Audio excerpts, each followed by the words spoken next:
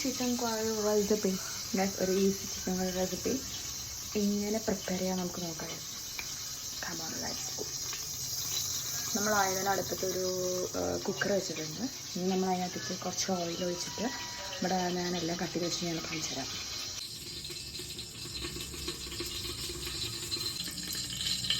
Yes guess, നമ്മൾ ഉള്ളിട്ടു. ഇനി നമുക്ക് അതിനകത്ത് കുറച്ച് എന്തിടാം. ചിക്കൻ ഫോർ കൈൻഡ് അറ്റൻഷൻ ഇത്രയേ ഉള്ളൂ. ആകെ ഒരു 1/2 കിലോ ചിക്കൻ പോലും ഇല്ല കേട്ടോ. ഇത്ര കുറച്ച് ചിക്കനാണ് നമ്മൾ ഇത്രയും പാടുപെടുന്നത്. But whatever it's okay അല്ലേ, ഹോംലി ഫീൽ ചെയ്യും.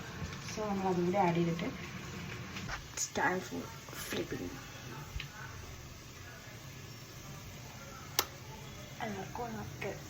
എല്ലാവരും എടുത്തോളൂ.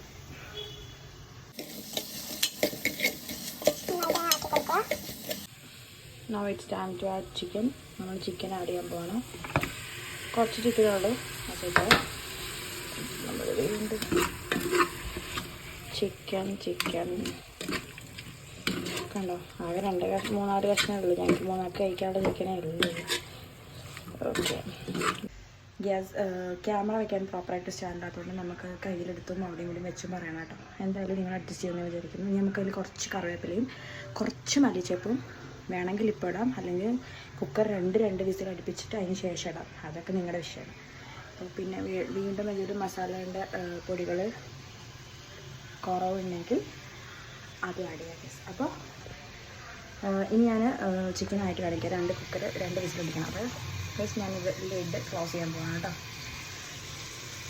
കുറച്ച് വെള്ളം കൂടി ചേർത്തിട്ട് വേണം കേട്ടോ ഇത് അടച്ചേക്കാം. കുക്കറായോണ്ടേ. ഗൈസ് ഫൈനലി ചിക്കൻ കറി റെഡി. ഞാൻ നിങ്ങളൊന്ന് ഇളക്കി കാണിച്ചു തരാം.